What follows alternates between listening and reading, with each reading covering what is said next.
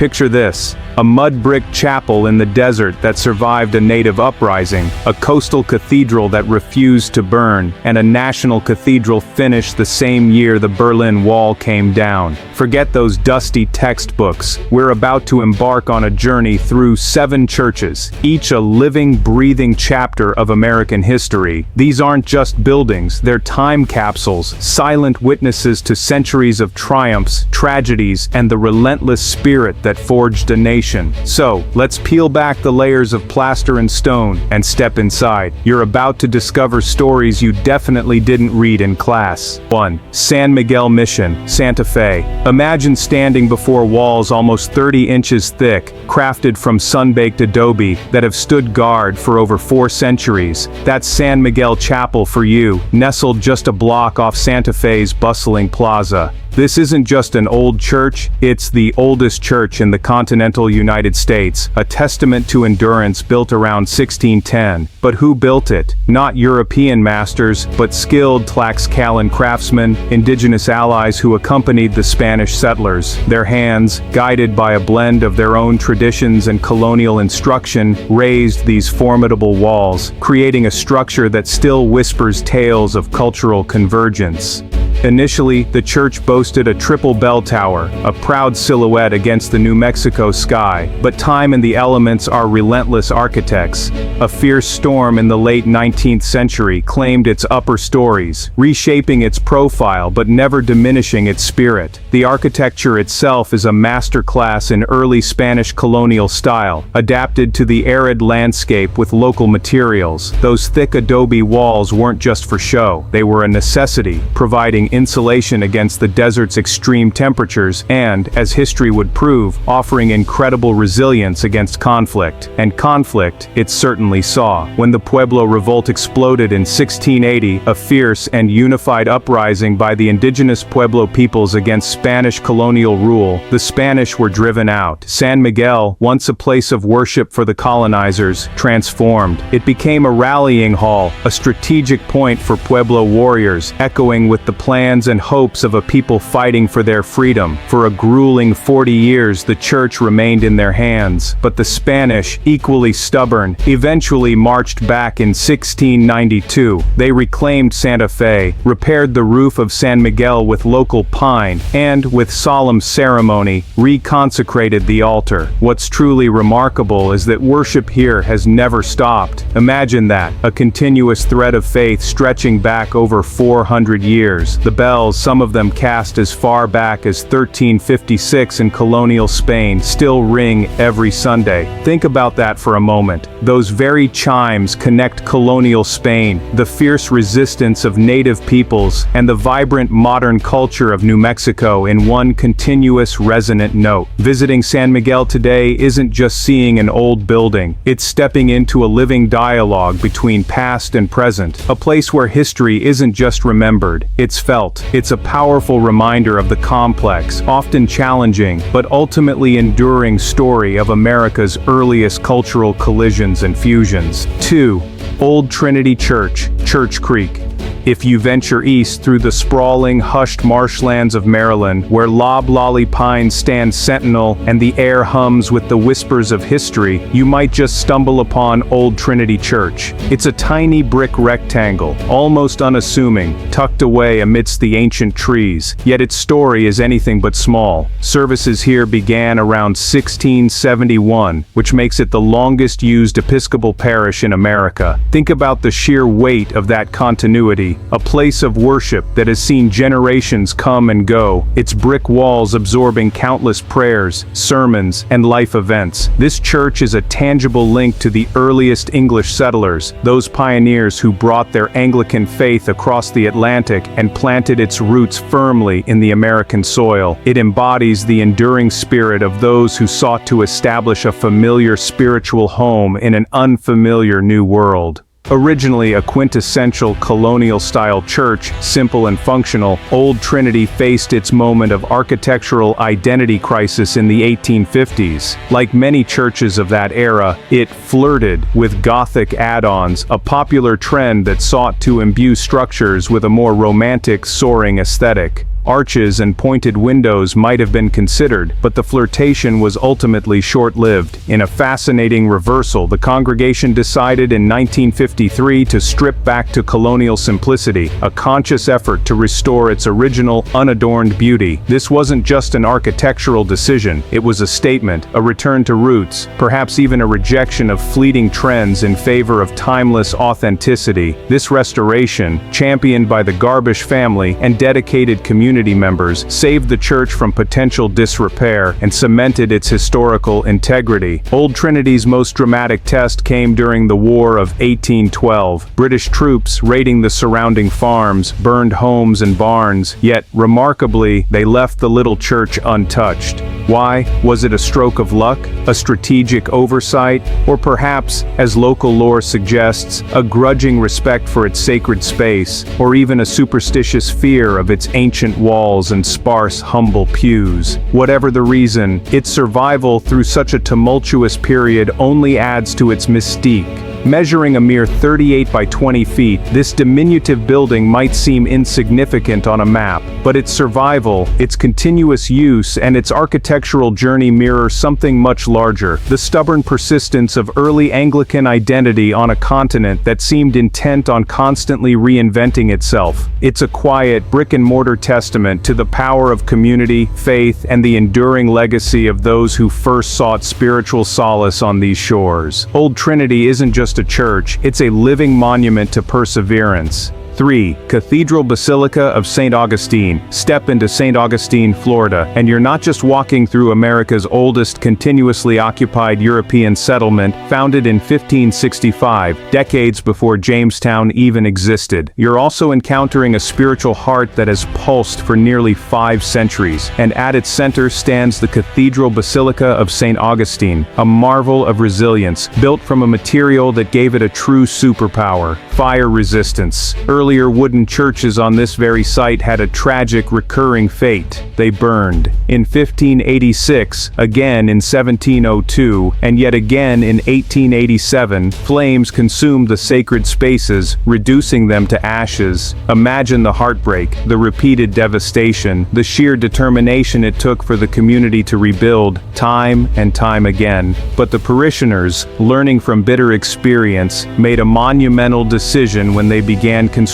on the current edifice in 1793. Completed in 1797, they erected walls made of coquina stone. What is coquina? It's not just any rock, it's a unique sedimentary rock composed of compressed seashells quarried locally. This seemingly humble material held an incredible secret: its porous, calcium-rich nature made it remarkably fire-resistant. These walls, quite literally, eat flames. Instead of crumbling, they absorb the heat, turning into a kind of natural fire break. This ingenious use of local resources gave the Cathedral Basilica an almost mythical ability to withstand the infernos that had claimed its predecessors. The result is not just a church, but the oldest Catholic parish in the nation, a spiritual anchor in a city that predates so much of what we consider American history. Its architecture is a beautiful blend of Spanish mission and neoclassical styles, a reflection of the different eras and influences that shaped St. Augustine. Inside, prepare to be captivated. Exquisite stained glass panels don't just decorate, they tell a story, walking worshippers through the life of St. Augustine of Hippo, the revered North African bishop and theologian for whom the city is named. And still, after centuries, an 18th century Spanish mission bell continues to call the city to mass, its resonant tones carrying across the ancient streets, a direct echo from a bygone era. This cathedral has faced more than just fire. It has weathered countless hurricanes, their fierce winds and storm surges testing its very foundations. It has endured yellow fever epidemics that decimated populations, standing as a beacon of hope and solace. Even the relentless march of progress, embodied by Henry Flagler's late 19th century land boom and the subsequent transformation of Florida's coast, couldn't dislodge this coastal landmark from its central, unwavering role in U.S. colonial history. The Cathedral Basilica of St. Augustine isn't just a building, it's a stubborn, beautiful testament to faith, resilience, and the enduring power of a community to rebuild and thrive against all odds.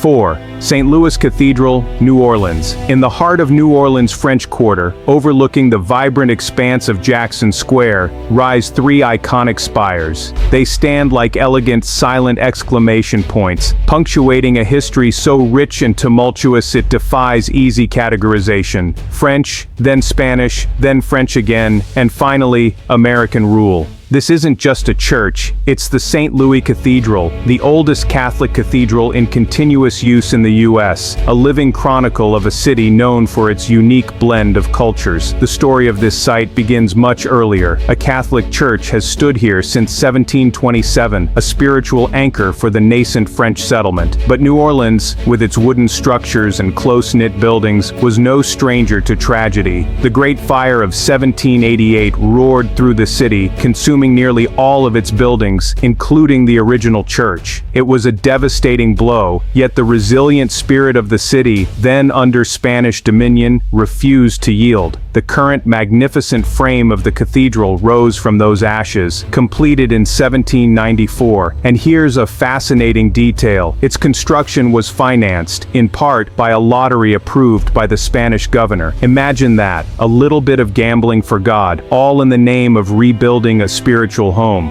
The architecture itself is quintessential French Quarter, a stunning blend of Spanish colonial and French influences, with its grand facade, elegant spires, and a timeless presence that seems to have always been there. Those bells ringing out over the square are from the early 19th century, their chimes having witnessed centuries of cultural evolution. Step inside and the history continues to unfold. Once, a wooden pulpit shaped like a ship's prow stood proudly, an apt symbol for a port city. From this unique vantage point, sermons would alternate between French, Spanish, and later English, as the city changed hands and its linguistic landscape evolved. Think of the diverse congregations that have gathered here, each bringing their hopes, fears, and traditions to this sacred space. Today, the cathedral holds the solemn crypts of 9 bishops, their legacies etched in stone. But its true, enduring legacy is far more expansive, far more vibrant. It is profoundly cultural. This is where New Orleans begins many of its iconic jazz funeral processions, a truly unique blend of Catholic rite and African rhythms. The slow, mournful dirges on the way to the cemetery give way to joyous, celebratory music on the return, a powerful affirmation of life even in the face of death. These rhythms, echoing from the cathedral's steps, reverberate across Bourbon Street every night, a constant reminder of the city's deep, intertwined heritage. St. Louis Cathedral isn't just a place of worship, it's the heartbeat of New Orleans, a sentinel watching over its past, present, and future. Mid-roll CTA, if these walls could talk,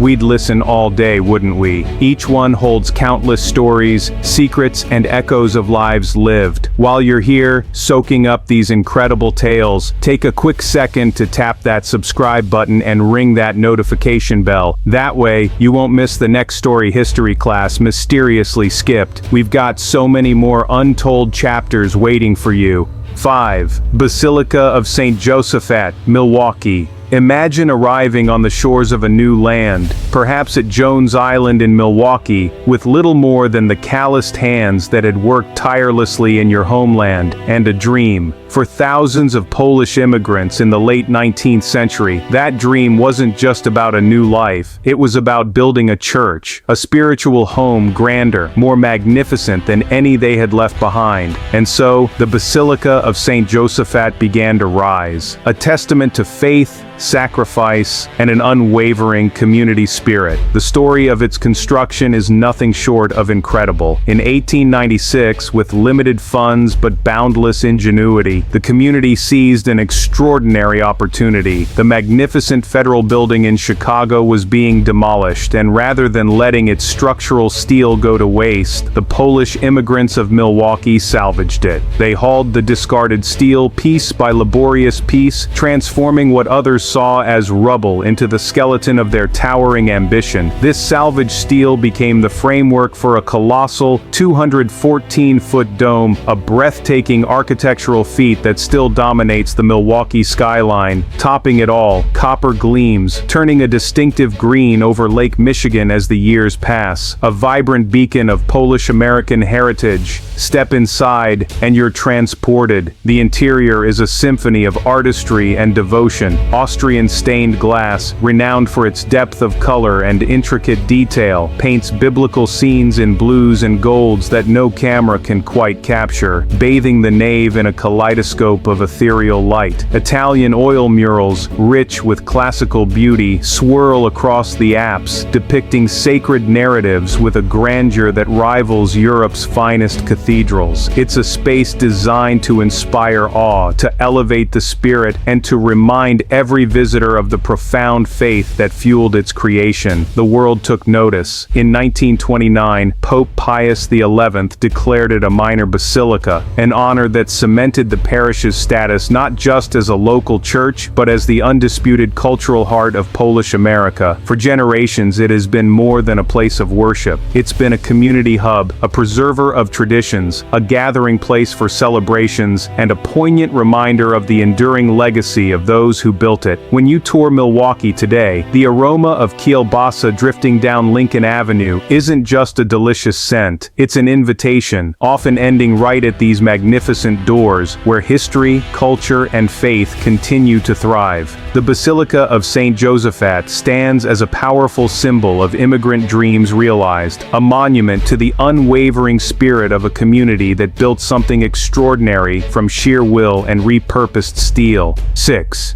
Trinity Church, Boston. In 1877, something truly groundbreaking happened in Boston's Copley Square. A new church rose, and it didn't just stand out, it shocked the polite, established sensibilities of New England. This was Trinity Church, a Romanesque fortress designed by the visionary architect H. Richardson, and it was unlike anything Bostonians had ever seen. Gone were the delicate spires and classical lines of traditional Congregationalism. In their place stood rough-cut stone, massive, imposing towers, and bold striped arches. It broke every single rule of polite architectural decorum, and in doing so, it launched a revolution. Richardson's audacious gamble paid off spectacularly. This building didn't just become a landmark, it launched the Richardsonian Romanesque style across the entire country, influencing countless public buildings and churches for decades to come. It anchored the Back Bay's remarkable transformation, helping to elevate it from a reclaimed tidal marsh into the elite, sophisticated enclave we know today. Trinity Church wasn't just architecture, it was a statement of power, innovation, and a bold new American aesthetic. Step inside, and the grandeur continues. The interior is a warm, inviting space, filled with intricate details. Stained glass windows designed by luminaries like William Morris and John Lafarge aren't merely panes of colored glass. They are breathtaking works of art that turn the afternoon light into shifting tapestries of jewel tones, illuminating biblical stories and allegories with a soft, ethereal glow.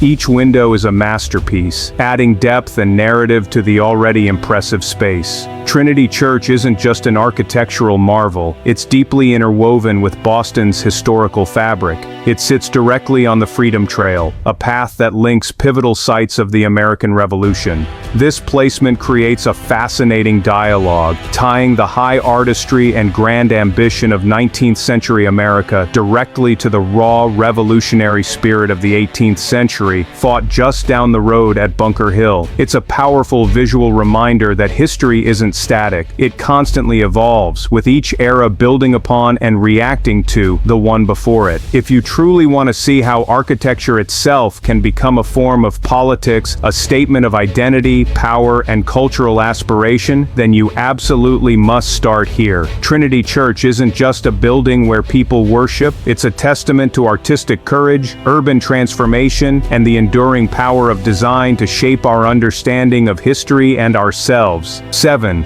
Washington National Cathedral. Imagine a project so ambitious, so monumental, that it spans nearly a century of American history. That's the Washington National Cathedral for you. Construction began in 1907, a time of horse-drawn carriages and nascent aviation, and finally concluded in 1990, the same year the Berlin Wall came crashing down, symbolizing a new global era. The intervening decades weren't just filled with the painstaking work of masons and artisans, they were filled with every national emotion imaginable, echoing the very heartbeat of the country. This isn't just a cathedral, it's the national house of prayer, a place where America has gathered in moments of profound joy and deep sorrow. It has hosted state funerals for presidents like Dwight D. Eisenhower, Ronald Reagan, and Gerald Ford, solemn ceremonies that brought the nation together in mourning and remembrance. It provided solace and a place for national reflection